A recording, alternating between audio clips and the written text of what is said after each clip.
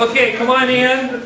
We want to spend 45 minutes, but it might not quite be 45 minutes, so we can get in and have lunch and all that. But we want to talk about academic success. And as we're going into it, I want to mention that number again, 44 students. 44 students who are under a 2.0, still passing their classes, but if they maintain a grade point average under a 2.0, even though they have all the credits, they're not going to graduate. So what can we do to help students succeed? That's what we want to talk about.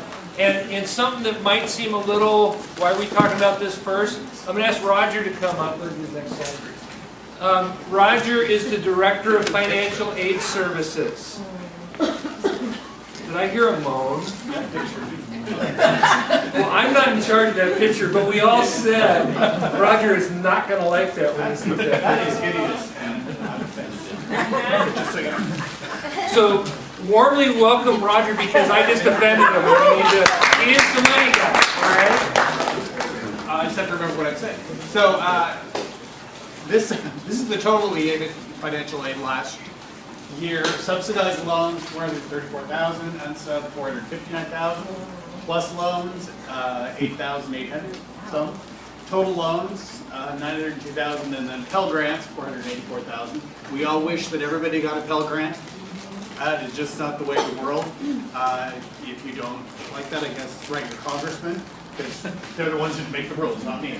But the average student is getting about $6,900. The other side of that is, because we are accepting federal funds, the feds get to make some of the rules, and some of those rules, you can not like them if you want, that's fine. I have to enforce them, and so those include, you have to be earning credits, and you have to be getting decent grades, or you can't get federal aid, and that includes the Pell Grants, and it includes the loans. So as a freshman, you need to be earning at least a 1.7. As a sophomore, you have to have a 1.9. As a junior and senior, you have to have a 2.0, which goes back to Carrie's statement that you have to have a 2.0 to graduate. I'm in meetings with people that don't have that level with the provost regularly, and we say, we've been around for 80-ish years, and nobody has ever graduated from this university with less than a 2.0, and we don't round up. So if your GPA is 1.9999999, you don't graduate. So all that to say, make sure you're checking that. You also need to be completing credits. So the federal government has determined that you need to be completing at least 66% of the credits you attempt each semester.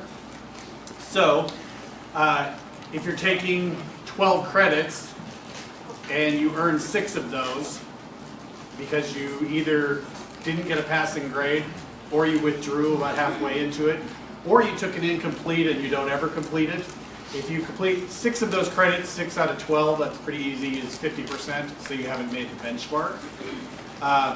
If you complete 3 of them, you're 75%, you're doing okay, but if you're only doing 75% of your credits every term, you're not going to finish in 8 semesters, which is how the programs are designed. So if you go your first semester, so hypothetical student starts in the fall, and they're coming in as a freshman. At the end of the first term in December, their GPA is 1.5, and they completed 75% of their credits. Technically, they can continue to the next term, but they're going to get a letter from Amy and myself saying, you did not make what the requirement is, and so you're on my list. And that's not my Christmas list, it's December. If you, at the end of the next term, have not achieved success, as in completed enough credits and completed a high enough GPA, then that student will be suspended from aid. They can technically appeal. Just because you can appeal doesn't mean your appeal will be granted. That is done by committee. Usually, they're going to have to fill out a form. It's going to say, why weren't you successful? So if they say, I was playing on the computer gaming too much, and so I didn't do my homework, That is not something that I love to read, I'll have to be honest with you. Sometimes it's just that transition, that first semester is a challenge. That, you know, maybe they were used to having mom tap on their shoulder every hour saying, are you doing your homework? And then suddenly mom's not standing there tapping on the shoulder. And so that's just a significant part of that. So we're going to say, why didn't you do it? So a little self-reflective. What are you going to do differently this term? And they say, well, I'm going to set up 2-hour blocks every day to study, and I'm going to call Carrie every 3 days to confirm that I'm doing really well, because he's got time for that, I'm pretty sure. Anyway, so if you have those kind of things in place, then that may be approved. That gives you one more semester. If at the end of that semester you're doing okay, then you just keep going. If at the end of that second you've appealed and you've been approved and you aren't successful again for whatever reason, I don't think I've ever approved an appeal twice. Just because we've got some fiduciary responsibility to the federal government, and I sympathize. Sometimes things happen. You know, if something drastic happens, we might entertain that second appeal. But if it's my cat was sick, gee, I'm sorry to hear about your cat, but you really need to finish your homework. So I think is that everything I'm covering? That's good.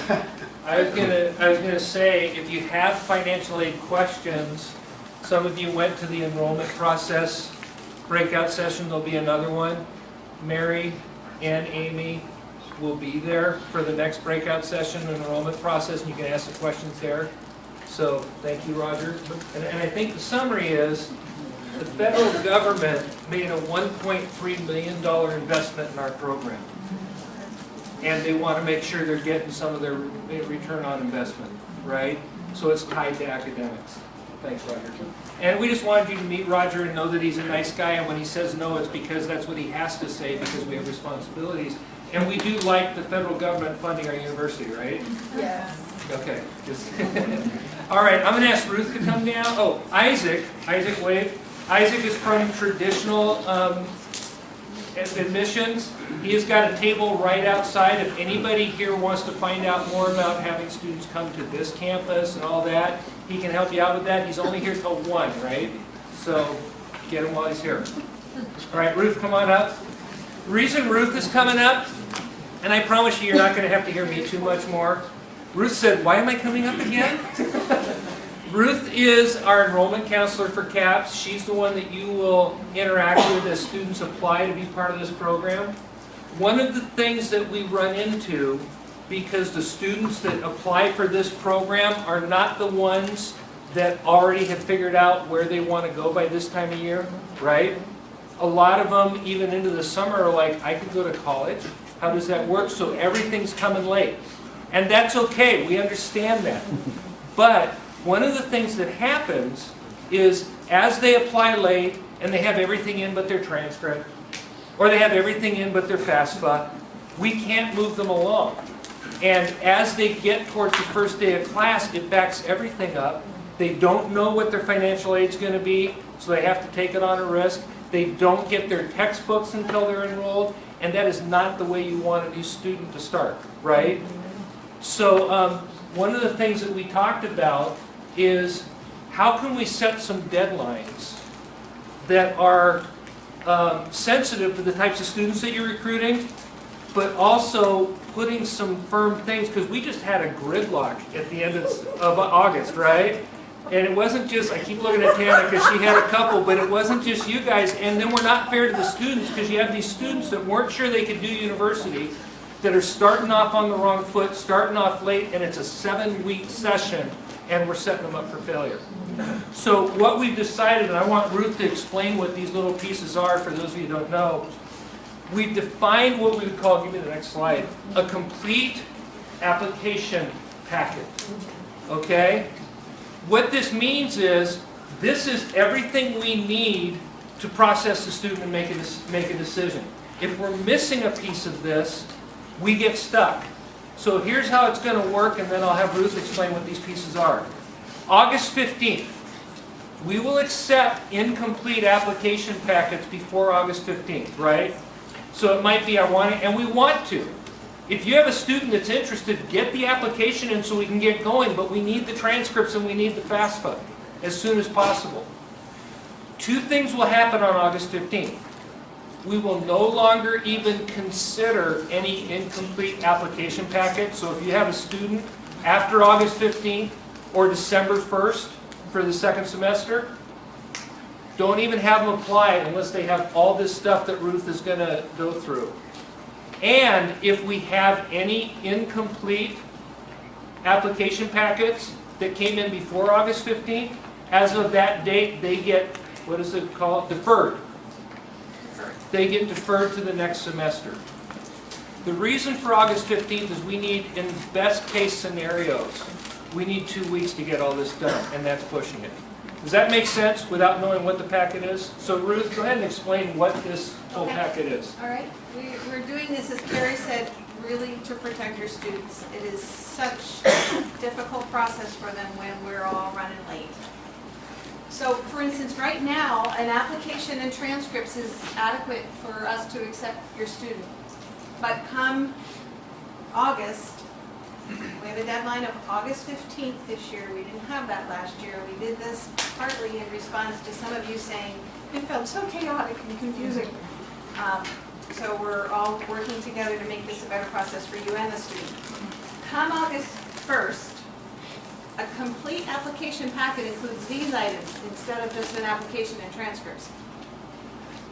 If you, in your conversations with your students, know that they have a low GPA, you may not have a transcript, but your student probably knows or has a sense of whether they're a great student or not. If they are not, if they do not have at least a 2.3, then ask them to write the appeal so we can have that piece taken care of. And that's a simple email that you're going to send to us. And then the FAFSA is a huge piece and takes a lot of process behind the scenes to get these students packaged.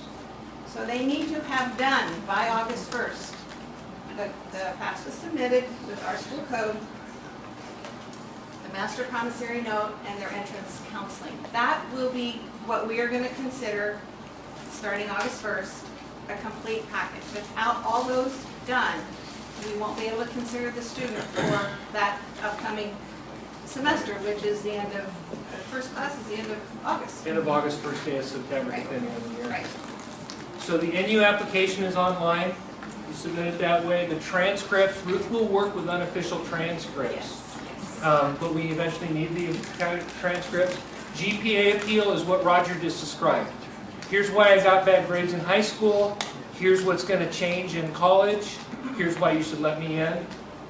Criminal offense explanation. We have some places that are working in the inner city with people who have felony convictions who are turning their lives around.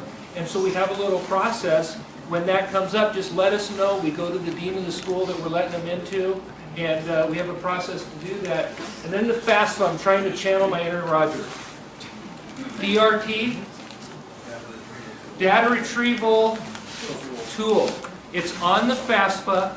It allows the FAFSA to be populated with all the financial information from tax returns without you having to fill it in. We have a lot of parents that are saying, tell me if I'm getting this right, I don't trust them transferring that information online. They already have it. It's two government agencies. They already know. You're not giving them access to anything they don't have to. You're just letting them fill out a form. And it's a very, is that accurate? And it's a very easy way to complete your FAFSA if their taxes are done. It's called the DRT. So, thank you, Ruth. Anything else you wanted to? Okay. So just for clarity, we'll accept incomplete application packets before August 15th. At August 15th, anyone who's not complete gets deferred, and we may, we're not making a promise, we may consider complete application packets after August 15th. Are we good with that? So what it also does, yeah, Deanna, What is the August 1st deadline? it's 15th. Okay. We keep on having our disconnect because we went back and forth between that, and we negotiated internally the 15th. So it's the 15th. Okay? And December 1st for spring. The thing we're doing for you is we're giving you a way to say no to students and say, let's do it for the spring. But Okay. Carrie, the 15th means we are really pressed to where, to not be able to grant many appeals after that, just simply because we're essentially out of time. We don't have time to For do us it. and the students, whereas the first was a guideline, okay, we can be much more flexible, but the 15th is becoming just more solid because we found we don't serve students well anytime after. And that would include school. Yes. So if student got first and they're starting December 1st, but we have a sequencing of classes like English Comp 1 and 2 and research work, how does that, then now they're all out of sync? They would be out of sync. They would be able to take the classes online. There may be a way to make up some of it, but yeah, it's not the optimum Do situation. you even recommend that students come in this? We would take it instance by instance, and that's where Jessica would get involved in the advising and see what they do need and how it would work out. Especially the lower probationary Right. kids are gonna miss all the English Comp that's critical. Well, they still take it, they just would take it out of sync. Everything's always available because of the online classes. Right, okay. So, all right, so we're gonna keep on going. Yes? Can we tell students that the deadline is August 1st and like put that on our website? Yeah, what you can do is you can say, as the Lake Church's Leadership School, our deadline for accepting internship applications is August 1st. Absolutely. There. When does fall begin? Fall semester begins either the last couple, it depends on when the Monday is. Last couple of days of August or first couple of days of September. Spring semester usually goes about a week to a week and a half into January is when it starts. And August they- 29th. August 29th this year. Did I mention that Becca usually has the details? So, I'm going to move on from this. We will have more time to discuss it. I just wanted to make clear, some of you doubt that we actually can keep deadlines. You will not doubt it after August 15th. And it's because we want to serve you and the students well, okay? So we're going to keep talking about academic success. The next two people coming up you're going to think are magic. Because there are tools that those of you that have had CPP programs, come on up, Leanne, for study for your students that you didn't even know you had some of them. And you're going to find out you've got a lot of resources to help these students succeed. Leanne is our reference services librarian, and are you going to do it from up there? She's going to show you some magic that you can get from the library in helping write papers, research papers, and it's far beyond what some of you think we could possibly provide. Did I oversell? Hopefully I can live up. So, hi everyone. I'm Leanne Hay. I'm the reference services librarian here at NU, and basically my job is to provide support to students and faculty for any classes that require research or the use of library resources. And so I just kind of want to share with you what we have available at the library. And so when I say at the library, I mean both in the physical building, but mostly actually online. And so the library has online resources that are available 24/7 from anywhere with a computer and an internet connection. We have currently almost 60,000 ebooks. It's growing pretty much every day, and literally millions of articles that these students can access from wherever they're doing their work. So I just wanted to show a little bit about the library website, just talk briefly about it, kind of what's the information you can find on there. So our website is located at library.northwestu.edu, but if you're on Eagle or Discovery, there is an easily findable link at the top of the page, so it shouldn't be any problem for you or the students or anyone to access it. The main search box on the library website is sort of the starting point for access into the library collection. So you can use that search box to search for books and articles and things like that. You can also pop out this search option menu to access more search options like finding our databases, reference collection, archives, things like that. So I'm not going to spend a ton of time actually using the library website because we are working on updating it, and so our updated website will debut before the fall semester with sort of improved navigation, more mobile-friendly features. So right now it's not great if you're like on your iPhone or tablet is okay, but so we're really working. We know that the students and people are accessing things on their mobile devices, and so we're really working hard to make sure that the library website plays well with these devices. But basically, this is what you're gonna see on the library website is that main search box, which is kind of the primary area of access, and then as well, different search options or different menu options at the top of the page that will get you to more information about our resources and services.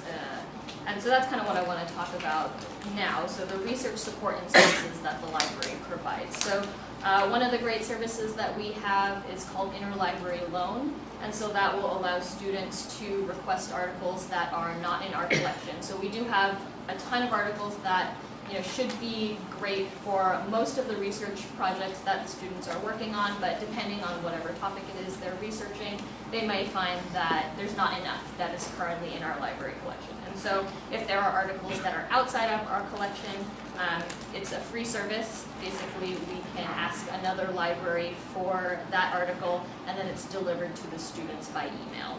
And that usually only takes a couple of days for us to get. We also have borrowing privileges from other libraries throughout Washington and the Pacific Northwest. And so basically all you would need is your NUID card, and then you can go in there and borrow from that university's library as if you were one of their own students. And so more information about that is also available on the website, or you could always ask us directly. We also have different types of guides and tutorials that give students information about finding different types of library materials. For example, how do I find ebooks, or I need Bible reference sources. What's the best way for me to go about finding those? We have a library website video that demonstrates how to use the library website and kind of goes over some of the same information that I'm telling you now. So that's something that's available for the students or new instructors, anyone to view at any time. So it's available on the website as well. Things like instructions on linking Google Scholar to the NU Library website. Obviously, we want the students to, come through the library website as much as possible, but, let's be real, they are going to use Google. And so there is a way that you can, that the students can basically use Google Scholar to access materials that are in the library collection as well. We also have citation and bibliography guides, research guides for different subject areas. We've also worked with individual professors to create specific guides for each of their classes. If there's a specific research assignment that the students will be working on, we can tailor a research guide for that particular assignment, which can then be linked on Discovery. So just making sure that the students have access to all the resources that they need. And so all of those can be found under the research menu here. So how to find guides, tutorials, bibliography guides, and the subject guides as well. And then in the About Us section, that's more kind of informational stuff, so ways that you can contact us. We also have a specific for faculty page. And so just a couple things I want to point out on that. When it comes to sharing online resources, we always recommend that the instructor put what's called a permalink to that resource on their Discovery class page. So that's a static link that the students can use to directly access, an ebook or an article that they're supposed to be reading for the class. And so there are instructions on the faculty page about how to pull up a permalink for a particular library resource. We are also always open to purchase suggestions, especially, including ebooks, electronic resources. So, if there is something that a professor needs the students to access for a class, we're always open to purchase those things. Sometimes ebooks are not available, it depends on the publisher, but we are always happy to check and make that purchase if we can. And then just other things that we can provide through the faculty for helping the students use the library. So things like instruction sessions, usually those happen in person, but we've been able to provide instruction online if that's something that they're interested in. Resource verification, so if there is a book or article or something like that that the students need to read, we can make sure that that's part of the library collection. And then, like I mentioned earlier, creating research guides for individual classes or assignments. And then finally, just a number of different ways that you can contact us is all under here in the contact information section. And so we're always available in person if you happen to be on campus. Our phone number is listed on the library website. We're available by email, and then also by chat or instant messenger. So this is more for research help. We partner with libraries around the US and actually around the world. And so our chat service is available 24 hours a day, 7 days a week, 365 days a year. So we are basically online whenever the library is open, but the service is staffed any time of day or night. So if the students need research help at 2 in the morning, and we have gotten questions at 2 in the morning, there's always a librarian on the other end that can help them find the sources they need for the paper or project that they're working on. And then if you remember nothing else, just remember library@northwestu.edu. That's our email address. We're always available to answer any questions that you, students, instructors might have. So, wait. I am taking a synoptics gospel class, and my professor gives me an assignment to do a paper on Luke, and I have no idea where to start. Okay, What well, would you do? Show them what you would do. do you need commentaries? I don't know. Okay, I'm well, a freshman. What I would do Who isn't is sure I where would Luke is in ask the you Bible. some, But what would this student do first? If they wanted to do it on this site, what would they do to get started on the research? well, if they had no idea, they could just come here, type in Luke, and they would be getting, our A somewhat resources. prioritized list. Yeah, on the book of Luke, and then from there you can narrow it down to, just ebooks. Right. So if they're, So you told me that they can also, if there's a way to get someone to get them kind of a reading list or to give them some suggestions on topics? yeah, so let's say, okay, I'm looking at all these books that are called Luke, I don't really know what to do with them. Okay, well, I can chat with my librarian over here. Wait, go back, how did you do that? So there's this button here on the webpage called Chat with the Librarian. So you Yeah. can pop that up. One of my colleagues would be at the From other around end the right world. now. Doesn't that So feel right good to now, say? yeah. One of my colleagues from around the world.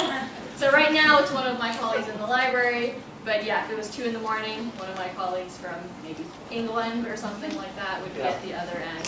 I mean, they may not be intimately familiar with our website, but what we do as librarians is we kind of know the principles of research. We can kind of look at this, see what they're seeing, and guide them from there.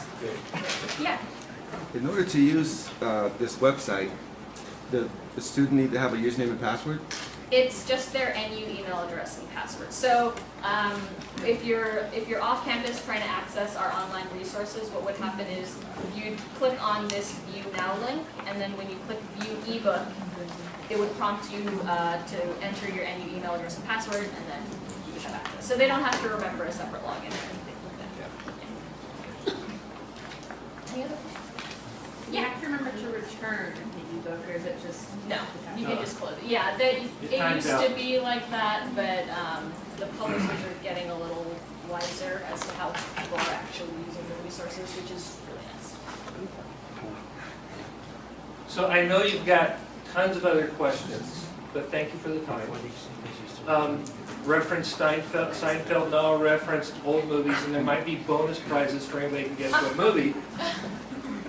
It's good to be the director. I just made an executive decision. We will do using the library workshops come in August, so that you can get on GoToMeeting, and we will walk you through how to do different things interactively, okay? So some of you that are worried can now just relax. You don't have to remember all this. Now you know it's there. That's the important thing, right? Okay, we're going to move on to Amy, another magic person that's going to show us some study helps and some stuff, smart thinking, right? Yeah. All right, Well, and student with disabilities. there you go. That's what I really At want. least one of us knows what you're doing, right? I was just doing what you told me, Gary. Well, welcome everyone. My name is Amy Jones. I'm the Director of Academic Success and Advising here on campus, and I do want to just go over 3 basic topics: students with disabilities, our Smart Thinking online tutoring resource, and then just a couple other study skills sort of resources. Our office does coordinate accommodations for students with disabilities, both on campus and at all of our sites. So really briefly, and I'm going to go through each of these steps a little bit more in depth, but the basic process is this. First, a student needs to be admitted, so they are otherwise qualified. Then they have to self-identify, hey, I have a disability and I would like accommodations, and actually make that official. Then the student has to submit documentation supporting that. Then we have a conversation about what are the accommodations that they're going to need in their class. And then we produce a blue sheet, basically a sheet of paper that informs, the student can use to inform their professors of their accommodations and kind of what they're qualified for. And then we work out those details. Okay, but let me go a little bit more in depth. So if you can go to step 1. So a student needs to be otherwise qualified and have the ability to benefit. And I just mentioned this because I think sometimes with a lot of different programs, there's a student that maybe say, I just want to give it a try, or I just want to kind of sample it. They do need to be capable of doing college level work. Now maybe they're deaf, and so they need different resources to have access to the courses, but intellectually they've been able to prove through their high school transcripts of things that they can do what would be leading into college level work. So they need to be otherwise qualified. And then they also need to have the ability to benefit in that way. So it's that idea of, there are some people who may have intellectual capabilities that prevent them from doing college level work. And that's a hard judgment call to make. That's why we have an admissions process. That's why we work with that. Maybe a student identifies as having a disability during the admissions process to explain their low GPA, that type of thing. And what we need to look there is, and at that point they're self-disclosing, is to say, okay, but once you figured out how to have access to the class, once they got you a signed interpreter, were you able to get the grades that show that you're capable of college? So it's with accommodations, they are otherwise qualified, and then you have the ability to benefit. And that's important because we mentioned before, we like federal aid, we do, and that's part of the reason we want to be compliant. To give students access to this education, because that is a federal law. And as long as we continue to give students access to education, they will continue to give us the financial aid funds. But part of it is they're concerned with, does the student have the ability to benefit from what it is that they're entering into? So that's really important that they're admitted first, and it's not something we ask during the admissions process. So, so do you have a disability? That would be a very inappropriate question. It's one thing if they disclose, if they're trying to explain why their sophomore year was so abysmal, and then I got diagnosed with a learning disability, and I was able to get the resources, and now I'm able to prove that I did better. That's a different thing. So then they need to self-identify, and this is important. In the K through 12 system, it is on the onus of the school to seek out and test students for disabilities and say, how can we support you? Because K through 12 in this country is not optional, right? That's not optional. College is optional. Right? It's not a requirement. And so at the point where we go to the post-secondary education, the student has to say, I would like to self-identify. Sometimes that's frustrating because you may be able to tell that a student has a disability, and you may even have resources that you want to give them. But they are now an adult who has to own that and decide, right, I want accommodations. I want you to know this about me, and I want accommodations. And that's a really important part of that identity development. Yes? What if they mention it in passing? It's going to take me a little longer to do this assignment because I have dyslexia, but they don't say anything about wanting accommodation? I think if they mention it, that's a real good opening into, we have support services for student disabilities, and if you'd like more information, I'd be happy to provide that. Okay. Not just drill down on what do you mean. Yeah. Since we can't really legally ask each one of our students if they have a disability, would it be just an okay idea to just put this in everybody's packet? Sure. That way if it doesn't apply, they can just disregard it, but if it does, they can. Yeah, it's not part of our application, but yeah, as far as, we're not hiding information by any stretch of the imagination. We want to make that public and available. So this is the form, this basic request form, and it's available on Eagle that says, I would like accommodations. I'm self-identifying, I would like accommodations. One of the things that you'll, when you see the form up close, is it has some other departments. Sometimes students want other departments to know that they need accommodations, but for the most part, students leave that blank. And then there's a very basic category, basic descriptor, and then some basics about accommodations requested. We will go into a lot more detail later, but this is just that initial flash of, hey, it's me, I have a learning disability, and I was wondering if I could get more time on tests, and we just have that as a starting point. Then the next part of the process is they need to provide documentation then that supports that request. Okay? So I mentioned here a document or a letter from a qualified diagnosing professional. What does that mean? Well, it depends on the disability, right? So, and that's something that if the student has questions, we can talk about it. Usually they know who diagnosed them. and we can look at those qualifications. I do a sort of a basic research in terms of the practitioner, kind of making sure that things are legitimate and in order, but that's usually not a hard process to go through. And what we're looking for is that they have a diagnosed disability that limits one or more of their major life functions. That's the important part. And could it be an IEP? It could. If you're familiar with IEPs, that's an individual education plan. So oftentimes the diagnosis is right in the IEP and their accommodation plan is right in the IEP, and that's something that we can work with. But it's important to note that just because a student has an IEP does not mean that they're eligible for accommodations. And this is what I mean by that. Sometimes a student is maybe because of their capabilities are such that they may not be able to graduate from high school, just in terms of their capabilities. But they have an individualized education plan where they set a goal and say, okay, maybe you're not going to graduate with a sort of standard high school diploma, but we are going to advance you to as far as we can get you with the support and the time that we have in the high school K through 12 system. So just because a student has an education plan doesn't necessarily mean that they're otherwise qualified for college. Or that's otherwise qualifying them for a disability. So it could be that diagnosis is in there in that IEP and we can use that, but just because someone has IEP doesn't mean, it doesn't go in reverse, if that makes sense. Oftentimes, for example, with a learning disability, one of the things that you'll see is rather than just general low test scores with the diagnostic tests, low intellectual, it'll have kind of a roller coaster effect where there may be highly capable in some areas, and then here's math, or here is a sort of verbal reasoning, and that's usually a sign for a disability in the sense of they're highly capable. They have this one sort of area in which they have to have access to that information in a different way, and so that's one of the things that an IEP, oftentimes the diagnosis can tell us as well. But accommodations this is about access, right? It's not about getting supplemental instruction. So, for example, accommodations. In K through 12, they may have, as part of their individual education plan, had gotten additional tutoring. Tutoring isn't necessarily an accommodation, right? Because it's the idea of, with access to support, they can get to the same learning objectives, but we're not going to supply them with unlimited amounts of tutoring, right? And personal services is another example. So for example, if we have a student who has a physical disability, we don't supply personnel to help them get dressed in the morning. They have other resources that help provide those services. It's about access to the education, and to the classroom. Sorry.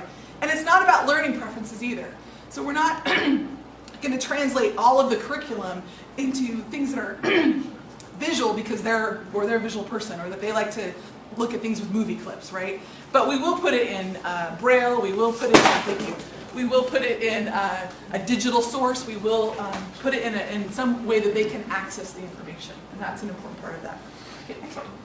All right, and then a student's going to have a conversation with someone in my office. It's usually me, to say, hey, I've got your request. I have your accommodations. Let's talk about what you need. Let's talk about what classes you're going to take. And it is a conversation. It's not a ruling. It's not a court order or anything like that. It's just a conversation that we have about what is it you're going to need and what are we going to put into your accommodations plan. Online classes do have limitations, right? So a student can't say, well, in high school, I got as much time as I needed to complete assignments, because they're going to bury themselves, right, in an online class, particularly because things move at a rapid pace. And so we have a group with CAPS that we talk a little bit about what's going to be reasonable for this particular student and what they're requesting. And what they can do. The best we might be able to do is that they sort of take a different schedule. Maybe they take a class off if we can make that work. But for the most part, for example, it might be they have an extra 24 hours to get their discussion format up because they need a little bit more time for processing. Maybe they get an extra day to turn in a paper. But we're going to be limited on how much we can accommodate and still have the format be effective in terms of their education. An accommodation cannot create a lesser learning situation. Right, so we don't dumb down anything, so it doesn't matter how much documentation they provide. They are getting a college education and they want one. If you talk with a student with accommodations for disability, they don't want a lesser program. They just need access to the information in a different way. And they want it to be rigorous and they want it to be challenging. They just need it maybe in a different way to get there. And they also cannot be isolated. So it's not about they go off into this other room and do everything. because they have this accommodation or this disability, right? So they need to be part of your educational experience. Maybe they take a test in a different room, but then they're reincorporated right back into that class so they don't feel isolated or like they're having some sort of lesser experience because they go off into this windowless room for hours at a time because of their accommodation, if that makes sense. And so that's some of the things we have conversations about and we check in from time to time about. All right, so through that conversation, we develop what we call a blue sheet, because here on campus they're put on blue, or an accommodations request form is we create this list of accommodations that they're eligible for. For our CPP and our CAP students, we create a PDF of that, and we send it to the student. And this is what the student will use to inform their professors. And this is just a system that is kind of paralleling the one we have here in the traditional program, in that it used to be that I would send out emails to professors. Hey, this student has accommodations in your class. But it created a couple different dynamics. One would be that the professor might be like, who is the student in the class that needs extra time on their test? Right? Also, we want to teach students how to represent themselves, right? And advocate for themselves. Maybe their experience so far is a lot of adults talking over them about, well, she has a learning issue, and they have to own it, and just be sort of matter of fact. They have to decide in their identity development how much of this disability is going to be part of your identity versus what's just what you need to do to get what you need to get done. And so to empower them to say, yeah, at the beginning of every class, you need to send this to your professor so that they're aware of your accommodations and what they're eligible for, and then go from there. We work hard with our students to kind of develop elevator messages, like how would you explain to someone your disability? Because you're going to need to be able to do that maybe to an employer if the situation lends to that, or to other people to be able to explain what it is that you need to be successful in whatever you're doing. All right, and then step 6 is the details are worked out with the CPP side. If it's something like needing to have a reader or a proctor for an exam, that type of thing, it's something we would work out with the coordinator. If it's an online course, we do have the ability per student to extend testing time, for example, or to adjust deadlines. Again, not a blank check deadline, but maybe an extra 24 hours, that type of thing. And we generally do that on a case-by-case basis. One of the disabilities that is covered under ADA is mental health. So every once in a while we'll have a student that, if just depending on the time of year or what's going on with their life or other triggers, they may have a really smooth sailing through a course. And other times they may have an issue that's triggered by, maybe they're bipolar, that type of thing. And so what we do with that is rather than give a blank check and say, we know that you're going to have from time to time issues where you're going to have to extend deadlines, is more of a strict accountability to say, hey, I had an issue this weekend, I had needed to check myself, into an inpatient. What sort of work, what can we work out in terms of extending a deadline or getting an incomplete in class? And we try to do that on a case-by-case basis so that the student knows that they have that resource, but at the same time, when things are smooth sailing, they still have the regular checkpoints that they need for deadlines. It's important that students can request accommodations at any time, right? So ideally they do it before a class, but it may be that they get into the class and they get into their head, they're like, well, I was going to try to do this without accommodations, and now I realize I really do need accommodations. They can do that at any time identified, but there is such thing as a reasonable time to implement accommodations. So not in the middle of a test. I need accommodations, right? That's not going to work. They're going to have to complete that test, and we'll work on it for the next test, right? So there needs to be a reasonable time to implement any accommodations. And accommodations really should be an ongoing conversation about access, because different classes may require different accommodations based on what the student is needing. It shouldn't be a legalistic standoff like, oh, that's not on your sheet, I don't think we can provide that, right? It's a conversation, but it's also not a free pass in a class. And I get that sometimes from instructors who are like, well, should I just sort of let it slide because they can't really do it? It's like, no, we just have to figure out another way to get to the same learning objectives. Okay? So it's a little bit about accommodations. I'm happy to work with people one-on-one, but that's sort of the overarching part of the process. Wanted to mention Smart Thinking.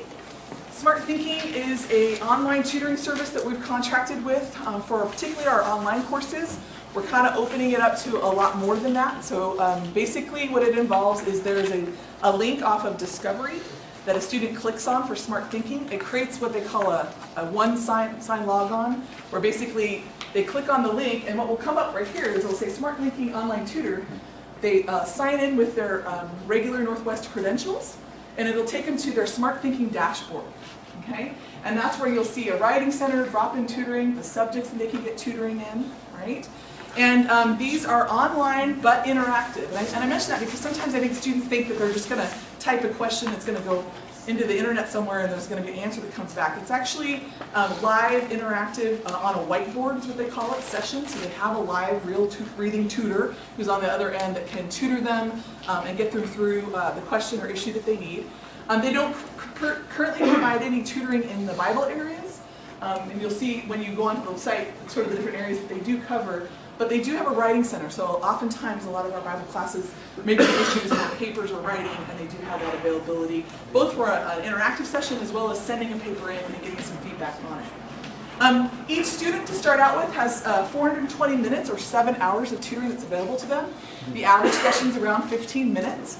And online writing assignments do actually kind of count towards their minutes. I think it's about 20 minutes per paper, depends on how long it is. Students can have up to 10 hours. So the reason we've set it at 7 hours or 420 minutes is so that I will get a warning, hey, this student is hitting their limit. And then we can always up that limit up to 10 hours, no questions asked. And we even have additional hours that can be added because as we contract with the service, it's kind of like use or lose minutes, right? So if I've got minutes to spare, I will add it to a student. Why not? Why wouldn't we use them? But at that point, I may also go review their record. And if they've been loaning out their minutes to their high school student who's doing a chemistry class or some of those kinds of things, I may say, no, we're not going to give you any more time because you're using it for classes that we don't even offer. Yeah. Is that per paper or per class?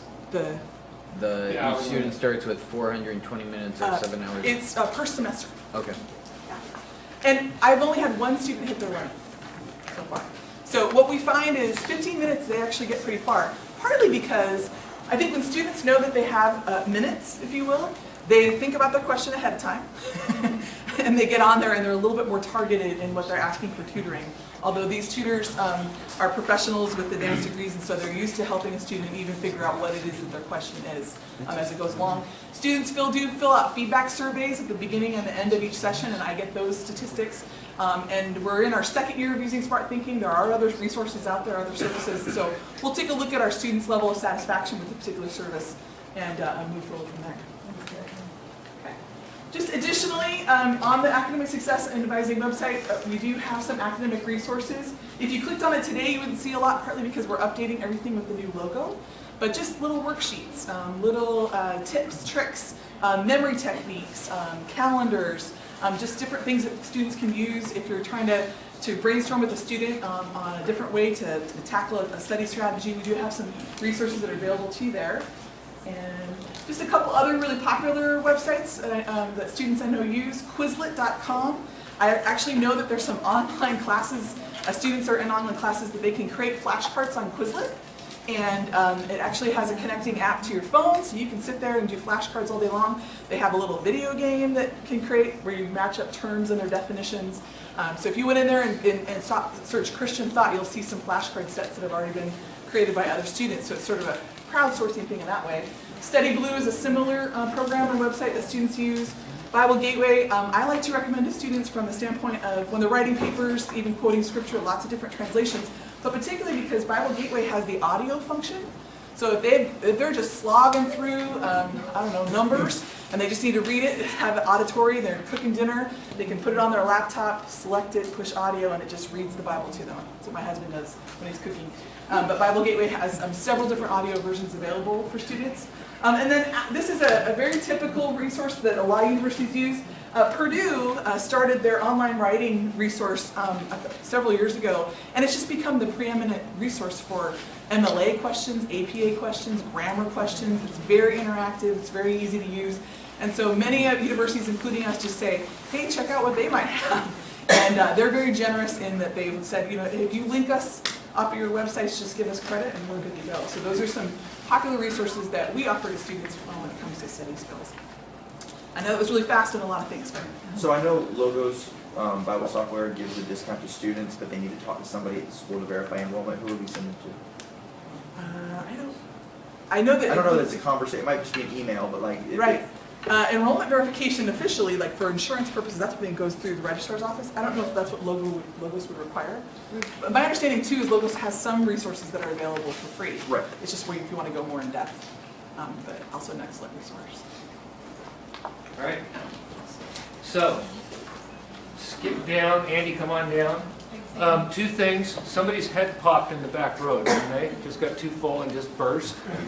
We're gonna stick this PowerPoint on our website so you can access it. And the workshops that we're gonna do come August will be on library, smart thinking. If you've taught classes in this program, some of you have, you know that the number one issue is writing. Use the writing center. Make students that have trouble writing, I don't even care about your students, just for me as a professor. Make them turn in a rough draft. You may have to explain to them what rough draft means. That you don't just compose a paper and throw it in. And you will help them think, you will help them learn how the essay process clarifies their thoughts, all that kind of stuff. We're going to go to our breakout sessions in just a minute. Andy's here. You are the director of admissions. Enrollment services, that's what it says on Eagle. So he's just going to say a couple of things and then we'll go to the breakout session. And that's what I used to look like. That's what Roger said. 6 years ago. So. Yeah, I'm Andy Hall. I'm the director of admissions for the traditional undergraduate program. And really, I just get to come and say hello and welcome to you and let you know of the resource that exists within the trad admissions office through my team. I got a great team of admissions counselors that work hard for Northwest University. And you know, when I started in my role, I've been at Northwest 6 years, but in admissions, I've been here just for about 8 or 9 months. And when I started in my role, I went to my team and I said, philosophically, I want you to see the work that you do a little bit differently. It isn't about just recruiting students to Northwest.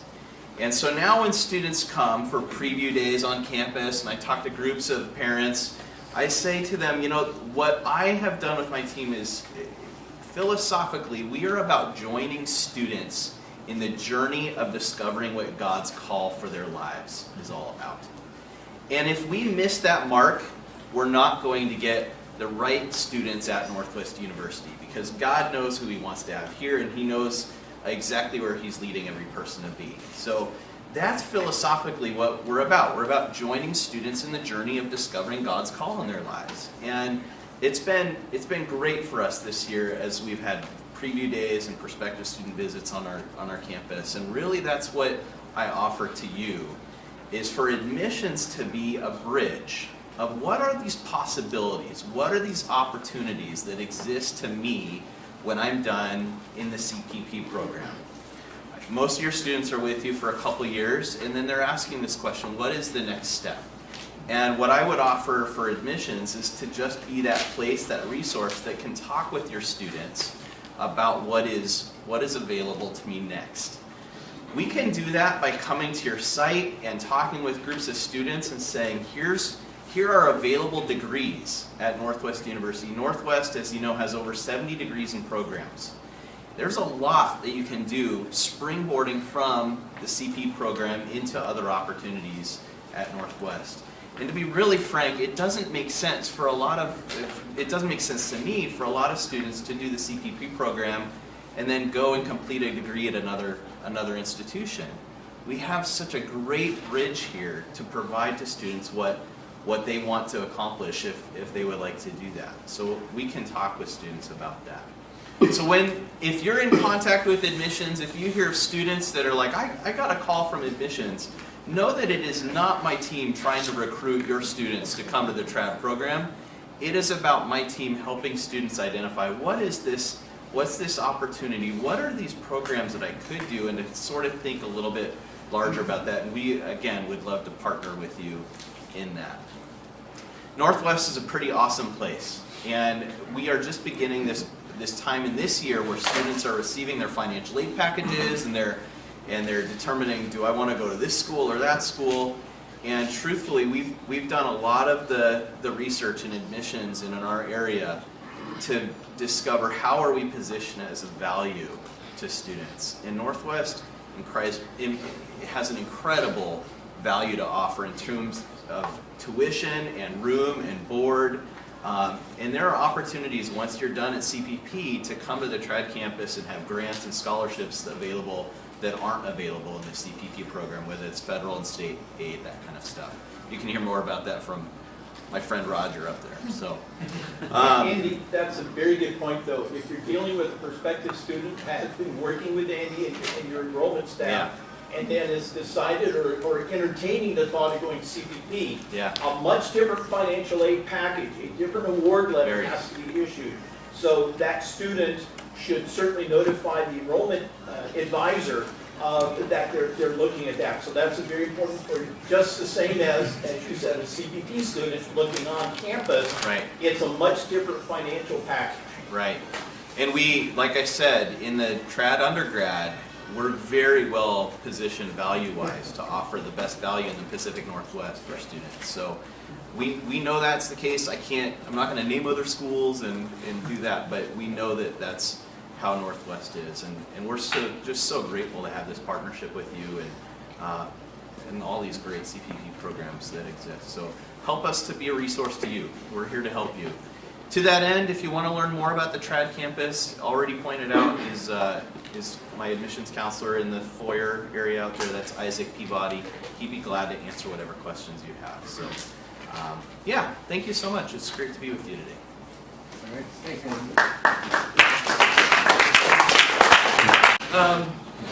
So this is Jessica. Jessica is the one that does all the advising, which means she takes the transcripts of your students that are transferring in that have 25 classes from 4 different institutions and figures out what counts, what doesn't, and what they need. Jessica also sends the dreaded F letters, but we don't call them that anymore. We call them grade checks.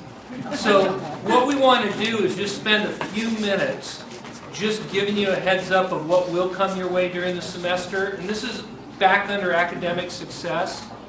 And this is kind of laid out in what your responsibilities are. But Jessica, tell them just as we get into the semester and the students are starting their 2 classes typically, what your job is and what you're trying to do. Okay, so once your students are in classes and they're all good to go, I monitor your students. So I'm sitting there, I'm watching them turn in work, if they're not turning in work, things like that. But that's also going to be part of your job as well. So you guys are going to have access to look at the classes, see what your students are doing, what they're not doing. So my grade checks that I send out are normally twice in a session. So at around the 3-week mark and about a week before the end. So I'll send them out, and anybody with a D+ or lower is on my radar. So I will send that to you and say, hey, your students are struggling here, fill me in, what's going on? And that's kind of your prompt. If you haven't been checking on a weekly basis with your students, seeing how they're doing, that's your prompt to be like, oh my gosh, let me look into this and see what's going on. So you don't send that to students? No, it does not go to students. Students do not see what other students' grades are. But if a student is failing, odds are that hopefully they know they're failing. So it's one email that'll go to a coordinator that'll have a list of students? It'll have a list of the students, it'll have a list of the classes that they're in, and what the grade is in that class. So granted, a D+ is passing, they will get credit for the class, but you need to be keeping your eye on it. Moving on from there, this is kind of where the student success packet that Carrie and I had worked on together kind of comes into play. There's 2 that are posted on our website, correct? Becca's nodding. One is for your probationary students, so students that have below the required amount or below the required GPA for their grade level. So freshmen it's a 1.7, sophomores 1.9, and juniors and seniors is a 2.0. So there's that packet, and then there's just your academic success packet for your normal students. And Carrie, do you want to kind of go into a little more detail on that? Yeah, I think what we're really trying to say is, and please take this in the right way, it's not Jessica's job to monitor your students. It's Jessica's job to help you be aware of which students you're monitoring and to put the right tools in your hands. So if you're looking at your year in August, what you need to be doing, and this is why we're doing that annual certification, we'll have a little worksheet. What does it mean to have an academic success plan? Okay, here's the pieces. We'll have something that you can put together, a sample. One plan pretty much will fit all for your students. And then Kim, I'm gonna pass on that, but we're gonna pass it on. Kim's doing some wonderful stuff where they're starting earlier in August, and what kind of specialist do you have? A learning specialist? They have an elementary school, K through 12, and they have a learning specialist that meets with potential students and assesses their academic readiness. And they've had a couple, they said, you need to wait on the academic part on it, because we don't want to set you up for failure. We're not suggesting that everybody can do that, but we are suggesting that you start thinking about it that way and not assume that every student can handle this academically.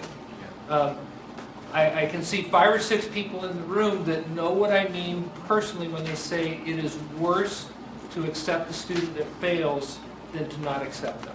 You are not helping them, period. What happens when a student is caught plagiarizing? So the student is caught plagiarizing, the professor's made aware of it, they notify me and the provost's office. We have a 3-step protocol that we go through. Help me with this, Jim, because I'm not going to use the right words. The first offense, it's the thing that we just got in the... 3 strikes and you're out is the way that Northwest looks at it, which means that we are very intentional and intense about anti-plagiarism, about stealing other people's work. So there are 3 steps to it. First step, the professor works with the student and the provost is notified. Second step, or the second time, the provost gives that student a call. We set up an appointment where this provost talks to the student and says, what did you not understand about the discussion that your faculty member had with you? Third strike, third offense, then the student is released from the school at the end of the semester. But each time the instructor is able to work with the student on either replacing the assignment, completely redoing the assignment, failing the assignment, or failing the course. So this is something that when we get closer to school starting, we're going to talk much more intently and specifically with you on what we recommend you tell your students in defining what plagiarism is. But this is something that you can imagine online courses we're concerned about, but I think that you can be work with us, be part of the solution to ensure students understand. You don't wait until the night before to do a paper and then you cut and paste it, or you don't make stupid little mistakes on not putting quotation marks around quotations. So this is something you'll hear much more from us when we get closer to August. Thank you. It'd be really awesome if there's someone from the provost's office in the room that could... Oh, hey, Ben. Did you want to say anything on this? Ben's the assistant provost, and everyone's... I saw you walking forward. If you wanted to say something, I wanted to make sure you get If it gets to that second stage that Jim was talking about, the way that Dr. Hugo will frame the conversation is to say, I have good news and bad news for you. The good news is that you get another opportunity. The bad news is that if we have to have this conversation again, then you wouldn't be able to continue as a student class.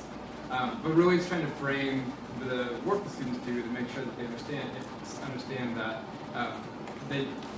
we're trying to cultivate a culture of academic honesty and making sure that they are kind of operating within the boundaries. Yeah, I just have a question on this because we actually just had 2 of our students reported for this, and they're some of our most diligent students. One of them is almost an entirely straight A student in a 3rd year, and this was very shocking for them. So we're kind of in conversations of I'm about to have conversations about this. Is there either an appeal or an explanation, especially if it was not something that was like intentional, you know, that didn't. So far, there It hasn't might be been. understanding how to cite references or what considered. Send their names to me, and Jim and I will run with it. We'll work with Ben. We already emailed you yesterday about it. I know I haven't looked at today. my email for Exactly. 2 days. So. Exactly, which is totally fine. Okay, good. So we'll follow up with it. And that's Jim and Carrie would be involved with this process. So it is trying to differentiate between, is it a technical issue of failing to put in the quotation marks, or is it truly an academic honesty issue where there's blocks that are being pulled from the source? And this, because every situation is sort of unique, that is why the student and the instructor works it out. It only goes to the provost, it goes to the provost, it's just a notice, which doesn't make any difference. The second offense, though, we realized the instructor did not find a way, the student did not hear clearly how to properly make citations within the paper. So now the provost has said, before this gets any farther, this is sort of this is a passion of Jim Hugel, if I can say that, is we've got to help students in today's society. Cutting and pasting, the internet, everything is just so easy to do. We've got to ensure, as a university, our students know what academic honesty / plagiarism means in today's society. There are too many college presidents who have had to resign because they made some serious mistakes in their academic history. This is something that is the passion of Northwest. It will not happen here. We're trying to find ways to do it, and I think we've hit on something that is a very clear path. Okay. I did actually have a student for a class that turned in a paper that they bought online. They forgot to change the name of the paper, the class, the name on the paper, and the date. It was from 2005. So my first thought is, can I just, never mind. Really? So back to this, all we're trying to say is you're going to be doing some academic success plans, but you don't have to individualize it for each student. You might have some for your students that are not probationary and some that are. They're going to get the grade checks, but we want you checking the grades. Online classes, it's very easy. You'll be shown how to do it. For live classes on Discovery, the best way to do it is to call or email the professor. Okay, if you try and get it online, it's not always up to date. What do you do just to frame it with a academic success plan, or if you have someone that's failing? All we're saying is you should have a weekly study hall time. Couple hours where everybody, even if they're taking different classes, comes in and works on the class together, and your coordinator can look over their shoulders. Hey, you said your classes were all up to date. You seem to be missing an assignment. No, I'm not. I can look at it on my computer. Yes, you are. You know, maybe group study time, not in the same room, but you identify a little piece of your internship program where a couple hours on Tuesday, Thursday morning, study here, do where you want, but we're all going to be studying. You're helping them build a habit. Having a writing center. Online writing center is great, but if you have an English teacher, it might be worth part of your internship fee to stipend them to come for 1 hour a week and be a live writing center. A lot of students who struggle with writing have trouble doing the work online, and they need a person there. Online tutors. The most important thing you can do, just ask us. What am I supposed to do with this person? We'll help you. Or you know us well enough to know to say, oh, Tana's doing really good with that. I'll hook you up with Tana. She'll tell you what to do. No. But, I mean, we really would. If we see someone who's doing well, we'll put them up in front and do it. The best tool you have to do this with is your weekly schedule grid. Help the students plan their time. And the one thing I always say with this, because they're supposed to be doing at least 8 hours of scheduled study time per class, which if you put it on something like this, gets their attention, and don't do it in more than 2 hours at a time. You've all been in school. How do your 8-hour study blocks usually go? About 2 hours. About 2 hours, and you're playing video games or looking at YouTube or whatever. So, Well, and then I wanted to point out something. oh, sorry. With this. Here. There you Cool. go. Oh, Schedule. yes. There we go. Okay, so for me, when I came to Northwest, I was a student here in a traditional program. And what was important to me is I was looking at my classes, I was looking at my part-time job, I was looking at my church commitments, and it was extremely overwhelming. I'm like, I'm not going to get any free time, I'm not going to get any time to myself, I'm never going to see my friends ever again. So it was very, very overwhelming. So even just laying this out where they say, hey, look, from this time to this time, I actually have some free time where I can do something that I want to do. So just putting it into perspective that way really helps students get over that, the feeling overwhelmed. And it's a ministry skill. Mm-hmm. Keeping time for yourself, keeping time to learn what fills your own tank, right? And the advantage of this is, let's say that you have the day off scheduled, something happens and you weren't able to do your study time, you know that 2 hours you missed on Monday, you'll be able to make up later. It's if you don't know your schedule, that you're not gonna be able to keep on schedule. So this is just a common way to be successful in ministry. Everyone in here has some type of way to keep, to help their schedule serve them. We've gotta help our students in this area. I would say that it means as much to the student, but also it means so much to the parent, to where the parent knows that there is a schedule that my young person is gonna keep. This is really the key to the program. Carrie and I, as we conducted all of our site visits, we realized that what do you say, the life management skills are what will make or break your students successfully in not just your academic programs, but in ministry or life itself. Again, so ask for help. I mean, I'm here to help. Carrie's here. We want to know if you have students that are struggling. If you don't know where to turn, like, we're a good first step. I work really closely with Amy Jones in academic success. She was up here talking earlier, and we can help you. So please don't be afraid to ask. Okay. All right. Thank you. Becca's coming up with a couple of things about coordinators, and then Ben's gonna come up, and I'm gonna